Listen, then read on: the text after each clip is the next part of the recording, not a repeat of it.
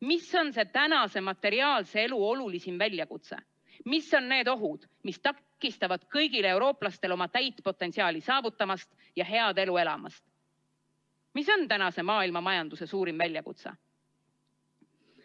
See on kokkuvõetav ühte sõnasse. Platvormimajandus. Uber, Airbnb, Amazon, Bolt, Yandex ja kõik need teised kujundavad igal hetkel ümber meie igapäeva, surudes aina kitsamaks töö, kauba või teenusepakkujate võimaluse teha äri, luua uut väärtust ilma nendeta. Silicon Valley behemotid kolavad just praegu vabalt ringi meie kõigi tagaaedades, vaadates mööda riikide seadusandlustest, vilistades töötajate kaitsenormidele, hiilides mööda maksustamisest, otsustades, kes võib mida ütelda ja kuidas, kus valimiskampaaniaid saab teha neile sobivatel teemadel või ainult nende mootorist sõltuvalt. Nii on need digihiiglased suunanud oma ühiskonna ülevõtmise sihiku kõige olulisemale sihtmärgile, riigile. Silicon Valley anarhokapitalistid kinnitavad aina enam, et neil pole seda auväärset institutsiooni lihtsalt vaja. Muidugi, reaalsuses ei saa ka platvormid ilma riikideta hakkama.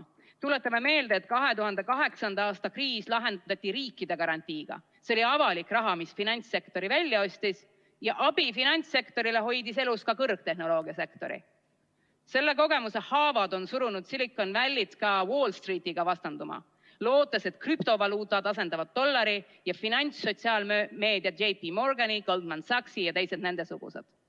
No, pole vaja palju fantaasiat, et mõista, milline saab olla platvormigigantide vastus asjaolule, et nii 2020. kui 2021. aastal on riigid pidanud välja ostma mitte ainult finantssektori, vaid kogu majanduse.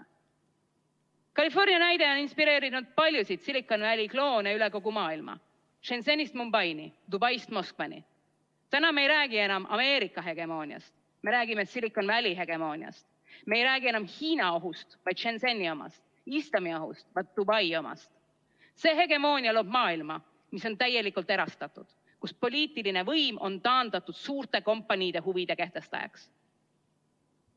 Nii pole muidugi esimest korda ajaloos. Me oleme varemgi näinud maailma, mida domineerivad suured erasektori toimijad, nagu näiteks Briti Ida-India kompanii. See oli kolonialistlik maailm, see oli orjapidamise maailm, see oli ebaõigluse maailm. Seda maailma ei ole tarvis tagasi tahta.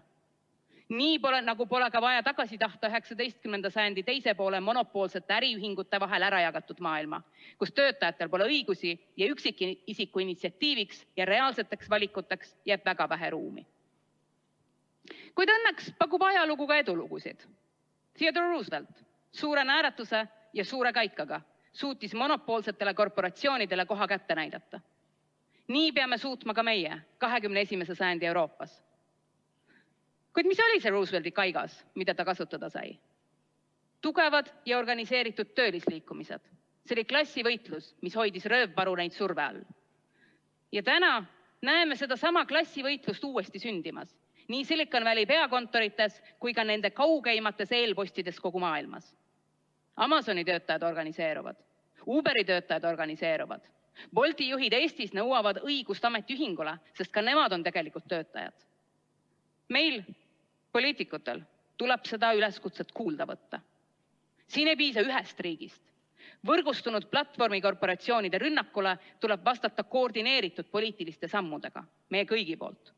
Meil tuleb oma olemasolevad Euroopa institutsioonid üles rivistada ja ümber korraldada nii, et need asetaksid pjedestaadile meie inimeste heaolu, täistööhõive, mitte inflatsioonikontroll, seaduse jõuga sektorilepped, mis teevad tegelikult vabaks töötaja liikumise, mitte ei anna ettevõtetele vabadust hankida kõige odavamat tööjõudu.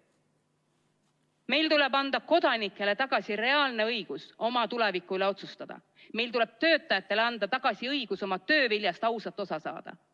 Selleks tuleb Silicon Valley monstrumid kindlakäeliselt allutada riikide seadusandlustele, kus korporatiivsetel krüptorahadel, korporatiivsetel maksuparadiisidel, korporatiivsetel ise hakanud käitumisreeglite kehtestajatel ei oleks üleüldse mingit kohta ega sõnaõigust. Teeme Euroopa ümber, inimeste Euroopaks, töötajate Euroopaks, kodanike Euroopaks. Aitäh!